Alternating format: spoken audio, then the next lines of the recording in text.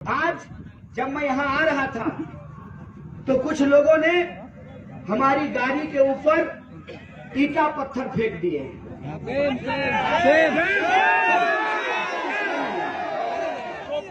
Same मत कीजिए, चिंता कीजिए। आप चिंतित होइए इस बात पे,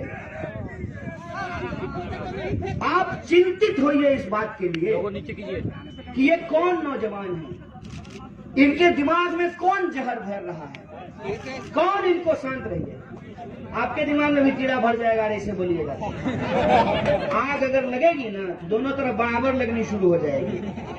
ऐसे मत कीजिए। नफरत को हराने के लिए किसी से नफरत मत कीजिए। अगर आप नफरत करेंगे तो अंततः वही जीत जाएंगे। इस बात को आप समझ लीजिए। आप सोचिए कि हमारे नौजवानों के दिमाग में ये जहर कौन भर रहा है, कौन उनके दिमाग में नफरत भर रहा है। इस पर आप विचार करके देखिए। ये देश के जो युवा हैं उनको क्या कहा जा रहा है?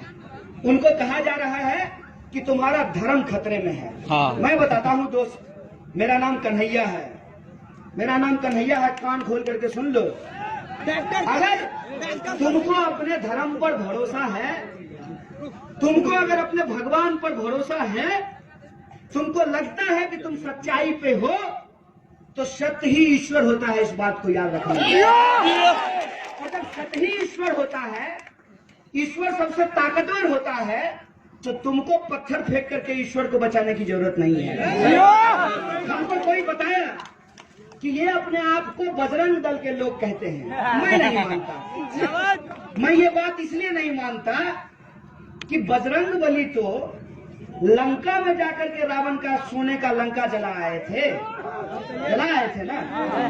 हम तो आपके यहाँ आए हैं छपरा में। भारत की संस्कृति क्या कहती है? अतिथि देवो भव।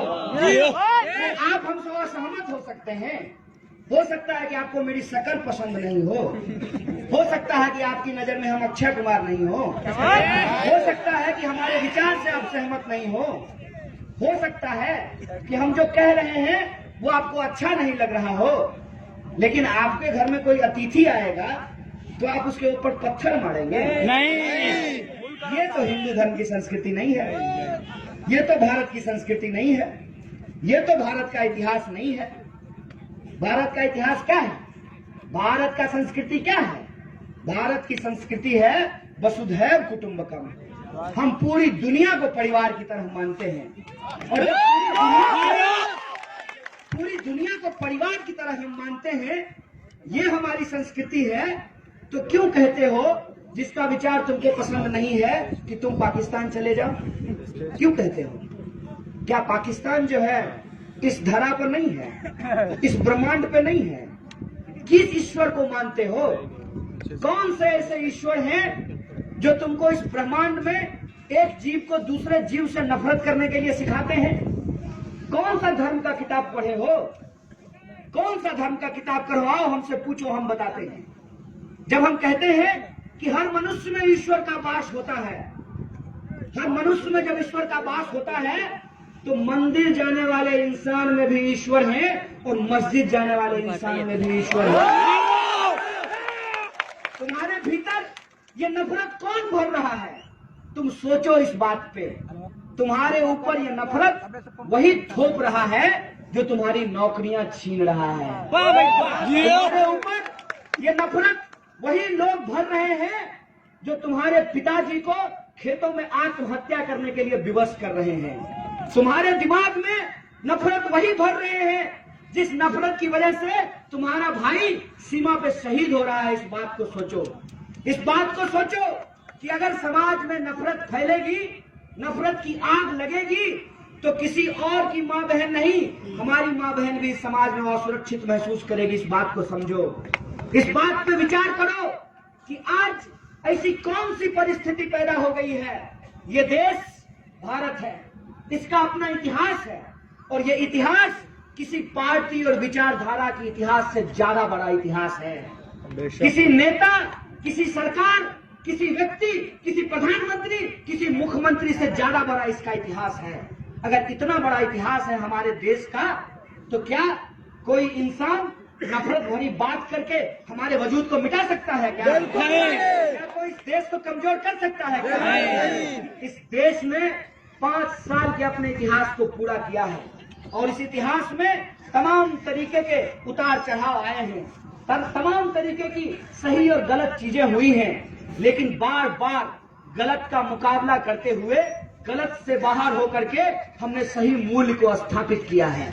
इस देश की संस्कृति ये कहती है कि हम अपने विरोधियों को भी सुनेंगे, जिनसे हमको असहमति है उनके बात को भी हम बर्दाश्त करेंगे और जनता पे इस बात को छोड़ेंगे कि जनता किस चीज को सही मानती है। और आज इतिहास ने यह साबित किया है कि नाथूराम गोडसे ने बापू को गद्दार बोल करके उनकी हत्या कर दी।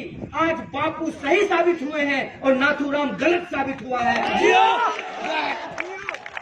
इस देश का इतिहास है कि जो लोग नाथूराम को पूज्य मानते हैं उनकी भी ऐसी मजबूरी है कि जब देश की गद्दी पे बैठे हैं तो मन में भले वो गांधी को गाली दे रहे हो, लेकिन कैमरे के सामने गांधी के सामने झुक करके उनके ऊपर धूल झुकाना पड़ता है, उनके सामने सर झुकाना पड़ता है। ये होती है सच की ताकत। इसी सच की ताकत से हम लोग आगे बढ़ रहे हैं और हमने तय किया है कि ये हिंदुस्तान हम सबका हिंदुस्तान है, ये देश हम सबका देश है और किसी भी पहचान के आधार पे, चाहे जाति का पहचान हो या धर्म का पहचान हो, क्षेत्र का पहचान हो, संस्कृति की पहचान हो, भाषा की पहचान हो, लिंग की पहचान हो, इस देश में कोई भेदभाव बर्दाश्त नहीं किया जाएगा। ये बात की सीख हमको हमारा तिरंगा झंडा देता है, इस बात की सीख हमको हमारे देश का संविधान देता है। इसीलिए मैं उन लोगों से बात करना चाहता हूं जो लोग इस मैदान में नहीं आए हैं। अरे आप लोग तो आ गए हैं, आप लोग समझते हैं कि संविधान की जरूरत क्यों है, आप लोग समझते हैं कि लोकतंत्र की जरूरत क्यों है, लेकिन जो लोग घरों में हैं मैं उनसे आह्वान करता हूं कि दोस्त, ये लड़ाई किसी को नेता बनाने की लड़ाई नहीं है, ये लड़ाई किसी का राजनीतिक कैरियर बनाने की लड़ाई नहीं है, ये लड़ाई किसी को एमपी या एमएलए बनाने की लड़ाई नहीं है, ये लड़ाई किसी को मुख्यमंत्री या प्रधानमंत्री बनाने की लड़ाई नहीं है, ये लड़ाई उस सोच की है कि हम भारत को कैसा बनाना चाहते हैं। हमने अंग्रेजों से लड़ करके, हमारे पुरखों ने शहादत देकर के इस देश को बनाया था और वो लड़ाई किसी एक धर्म के लोगों ने नहीं बल्कि सब धर्म के लोगों ने मिलकर के लड़ा था। वो आजादी जो हमको सन 1947 में मिली थी, उस आजादी को हमको बचाने की जरूरत है, उस मूल्य को बचाने की जरूरत है जिसके आधार पे हम लोग कहते हैं भारत माँ के 4 सिपाही, हिंदू मुस्लिम सिख ईसाई। हमने इस देश को इस रूप में स्वीकार किया है कि मंदिर जाने वाला हो या मस्जिद जाने वाला हो, गुरुद्वारा जाने वाला हो या बौद्ध मठों में जाने वाला हो, स्कूल में जाने वाला हो या खेत में जाने वाला हो, सरकारी नौकरी करने वाला हो या प्राइवेट नौकरी करने वाला हो, अमीर हो या गरीब हो, काला हो या गोरा हो, महिला हो या पुरुष हो, मोटा हो या पतला हो, किसी के साथ कोई भेदभाव नहीं किया जाएगा। इसीलिए जब चुनाव आता है, याद कीजिए, तो हम सबका वोट बराबर होता है कि नहीं होता है? होता है। ऐसा होता है क्या कि छपरा के जो बड़का करोड़पति आदमी है उनका वोट 5 होगा और जूता सिलने वाला का वोट 1 होगा? नहीं। ऐसा होता है क्या? क्यों? क्योंकि इस देश में लोकतंत्र है और इस देश के संविधान की प्रस्तावना कहता है कि हम भारत के लोग, और जो हम कहते हैं हम भारत के लोग, तो किसी प्रकार का कोई भेदभाव नहीं करते हैं जनता के बीच में। लेकिन आज ये भेदभाव हमारे ऊपर थोपा जा रहा है। ये भेदभाव हमारे ऊपर क्यों थोपा जा रहा है?